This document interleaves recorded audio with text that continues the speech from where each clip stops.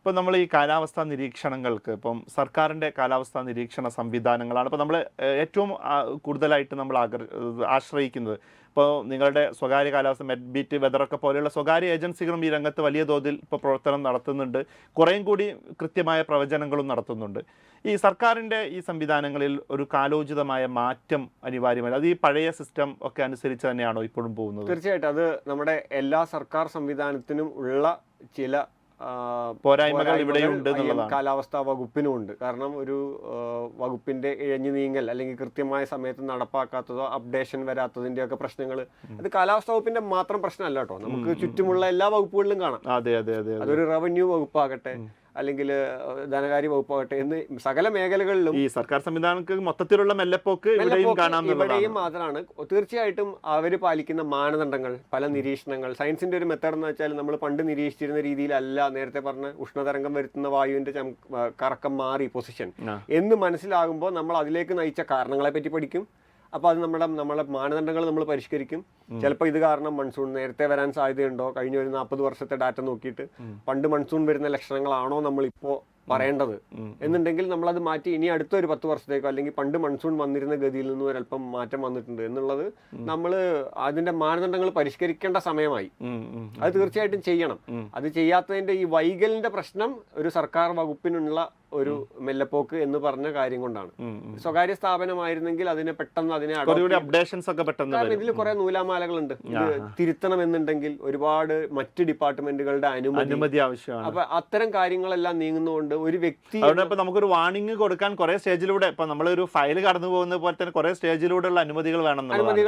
ഒരു മഞ്ഞ അലർട്ട് എന്ന് പറയുന്നത് നമുക്ക് രാജ്യരക്ഷ, കാലാവസ്ഥ, ഈ നാച്ചുറൽ കാര്യങ്ങളെല്ലാം ബന്ധപ്പെടുത്തുന്ന കാര്യങ്ങൾ സ്റ്റേറ്റിന് ഇഷ്യൂ ചെയ്യാൻ അധികാരമില്ല. അത് ആ പ്രത്യേക രീതിയിലുള്ള വകുപ്പിൽപ്പെട്ട കാര്യങ്ങളാണ്. അപ്പൊ അതുകൊണ്ട് കേരളത്തിൽ ഇവിടെയാണ് സ്വകാര്യ ഏജൻസികൾക്ക് കുറച്ചുകൂടി നന്നായിട്ട് സ്വകാര്യ ഏജൻസികൾ ഇങ്ങനെ കുറെ കൂടി ആളുകൾ ഇതിലേക്ക് കടന്നു വരുമ്പോൾ ഇപ്പോൾ കാണുന്ന ഒരു മാറ്റം സർക്കാർ ഏജൻസികൾക്കും തോന്നുകയാണ്. നമ്മൾ കൂടുതൽ വിമർശനത്തിന് വിധേയമാവുകയാണ്. ഇന്നിപ്പോ രസകരമായ കാര്യം, കേന്ദ്ര കാലാവസ്ഥാ ഏജൻസിയുടെ രാവിലത്തെ റിപ്പോർട്ട് അനുസരിച്ച് കാസർഗോഡ് മഴ പെയ്യുന്നില്ല. കാസർഗോഡ് ഒഴികെയുള്ള ജില്ലകളിലാണ് ഇന്ന് മഴ പെയ്യുക. പക്ഷെ ഏറ്റവും കൂടുതൽ മഴ ഇന്നുണ്ടായത് കാസർഗോഡാണ്. ഈ പാലക്കാട് മുതൽ ഒറ്റപ്പാലം മുതൽ അങ്ങ് വരെയുള്ള സ്ഥലങ്ങളിലാണ്, കാസർഗോഡ് വരെയുള്ള സ്ഥലങ്ങളിലാണ് വന്നത്. അപ്പൊ അതിനകത്തെന്ന് വെച്ചാൽ അത് ഈ കാലാവസ്ഥയുടെ സിവിയർ ഇവന്റുകൾ ഉണ്ടാകുമ്പോൾ ഒരു ഉദ്യോഗസ്ഥൻ അവർക്ക് പണ്ട് നിശ്ചയിച്ച മാനദണ്ഡങ്ങൾ ഉണ്ടാവും. രാവിലെ 10 മണിക്കൂർ റിപ്പോർട്ട്, 5 മണിക്കൂർ റിപ്പോർട്ട്, അത് കഴിഞ്ഞാൽ വീട്ടിൽ പോയി. കാലാവസ്ഥ നമുക്ക് അങ്ങനെ കൈകാര്യം ചെയ്യാവുന്ന ഒരു വകുപ്പല്ല. രാവിലെ വില്ലേജ് ഓഫീസ് നമ്മൾ തുറന്നടയ്ക്കുന്ന പോലെ അങ്ങനെ ചെയ്യാൻ പറ്റുന്ന, അങ്ങനെ ജോലി ഒരു ഉദ്യോഗസ്ഥന് ചെയ്യാവുന്ന രീതിയിലുള്ള മാനദണ്ഡങ്ങൾ മാത്രം വെച്ച് ഒരു റിപ്പോർട്ട് ഒരു ദിവസം കഴിഞ്ഞ് അങ്ങനെയല്ല. ഇത് നിരന്തരം മാറിക്കൊണ്ടിരിക്കുകയാണ് ഓരോ സെക്കൻഡും. അപ്പൊ അതിനനുസരിച്ച് നമ്മൾ ഓരോ ടൈമിനും 2-3 റിപ്പോർട്ടുകൾ ഒരു ദിവസം തന്നെ നിരീക്ഷിക്കാൻ ആള് വേണം. ഉദ്യോഗസ്ഥരുടെ കുറവ് ഒരു വലിയ പ്രശ്നമാണ്. പിന്നെ 130 കോടി ജനങ്ങളുള്ള വലിയ രാജ്യം, വലിയ കവറേജ് ഏരിയ, ഓരോ പ്രദേശത്തിനും ഓരോ ടൈപ്പ് കാലാവസ്ഥയായിരിക്കും വരിക. നിസ്സാരം ഈ കേരളത്തിൽ പോലും കാസർഗോഡ് പെയ്യുമ്പോൾ എന്തുകൊണ്ട് മറ്റു ജില്ലകളിലേക്ക് വ്യാപിക്കാതിരുന്നു എന്നുള്ള ചോദ്യം വന്ന പോലെ തന്നെ. അപ്പൊ അതിനെ നിരീക്ഷണത്തിന്റെ തോത് കൂട്ടണം, നിരീക്ഷണത്തിന്റെ ഇന്റർവെല്ലുകൾ കൂട്ടണം. അതിന് ഒരുപാട് ജീവനക്കാർ വേണം.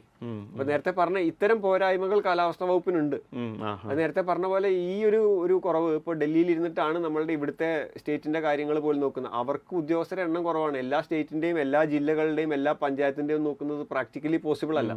അപ്പൊ ഇത് ഇംപ്രൂവ് ചെയ്യണമെന്നുണ്ടെങ്കിൽ പബ്ലിക് പ്രൈവറ്റ് ഗൂഗിളൊക്കെ പോലത്തെ സംവിധാനങ്ങൾ നൽകുന്ന ഈ വെതർ അലർട്ടുകളൊക്കെ ഉണ്ടല്ലോ, അവർക്കൊക്കെ കുറേ കൂടിയും എക്യുപ്മെന്റ്സും സംവിധാനങ്ങളുണ്ട്. അപ്പൊ അവരൊക്കെ വളരെ ലോക്കൽ ആയിട്ടുള്ള അപ്ഡേറ്റ്സ് കൂടി നൽകുന്നുണ്ട്. അത് പലപ്പോഴും ഭൂമധ്യരേഖാ പ്രദേശത്ത് നമ്മൾ ഉൾപ്പെടുന്ന സ്ഥലത്ത് അത്ര കൃത്യമാകാറില്ല. ഏകദേശം ഒരു ചൂട്, ഏകദേശം മഴയുടെ സാധ്യത പറയാമെന്നുള്ളതല്ലാതെ നമുക്ക് ഒരിക്കലും പ്രിസൈസ്ഡ് ആയിട്ട് ഭൂമധ്യരേഖാ പ്രദേശത്ത് വായുവിന്റെ ചലനവും ചൂടും അസ്ഥിരതയുള്ള സ്ഥലം യൂറോപ്പിൽ ഗൂഗിളിനോ അല്ലെങ്കിൽ മറ്റ് കമ്പ്യൂട്ടർ മോഡലുകൾക്കോ വളരെ കൃത്യമായി ചാറ്റമഴയാണോ വലിയ മഴയാണോ എന്ന് പറയാൻ പറ്റും. ഭൂമിയുടെ ഏറ്റവും കറങ്ങുന്ന ഇമ്പാക്റ്റ് ഉള്ള, അതിന്റെ കൂടുതൽ കറക്കം എഫക്റ്റ് ചെയ്യുന്ന വായുവിന്റെ കൂടുതൽ ചലനാത്മകതയുള്ള ഭാഗം നമ്മൾ ജീവിക്കുന്ന സ്ഥലമാണ്. ആഫ്രിക്ക ഉണ്ട്, ഇങ്ങോട്ട് പോയ ഇന്തോനേഷ്യ പോലത്തെ രാജ്യങ്ങളുണ്ട്. ഇങ്ങനെ ഭൂമിയെ നമ്മളൊരു ചുറ്റും നോക്കിക്കഴിഞ്ഞാൽ കാണാം. ആ ഭാഗത്തെ കമ്പ്യൂട്ടർ മോഡലുകളുടെ പ്രവചനം നമുക്ക് ഒരിക്കലും കൃത്യമായിട്ട് നിലവിൽ ലോകത്ത് എവിടെയും ഇല്ല. നമുക്കിപ്പോൾ യൂറോപ്പിനെ കുറിച്ച് കാലാവസ്ഥ വളരെ നന്നായി പറയുന്ന ഒരു എക്സ്പേർട്ട് ഇവിടെ കേരളത്തിൽ വന്നിരുന്ന് ഒരു അമേരിക്കൻ പൗരനോ അല്ലെങ്കിൽ ഒരു നാസയിലെ സയന്റിസ്റ്റോ അല്ലെങ്കിൽ ഏതെങ്കിലും ഒരു ലീഡിംഗ് യൂറോപ്യൻ ഏജൻസിയിലെ ഒരു സയന്റിസ്റ്റിനോ കേരളത്തിൽ വന്നു കഴിഞ്ഞാൽ നമ്മുടെ കാലാവസ്ഥ പറയുന്നത് അവരുടെ കമ്പ്യൂട്ടർ മോഡലും അവരും ഫെയിൽ ആവും. ആ, ഇതിന് ഒറ്റ മാർഗ്ഗമുള്ളൂ, നിരന്തരം നിരീക്ഷണങ്ങളാണ്. നിരീക്ഷിക്കാനുള്ള പിന്നെ നമ്മളുടെ മോഡലുകൾ കുറെ കൂടി ഇമ്പ്രൂവ് ചെയ്യാനുള്ള സംവിധാനങ്ങൾ നമ്മളിപ്പോൾ ചെയ്തു വരുന്നുണ്ട് എന്നുള്ളതാണ്. പഴയതിനേക്കാളൊക്കെ ഒരുപാട് മെച്ചപ്പെട്ടിട്ടുണ്ട്. Waytonikah.com, the exclusive Muslim matrimonial site.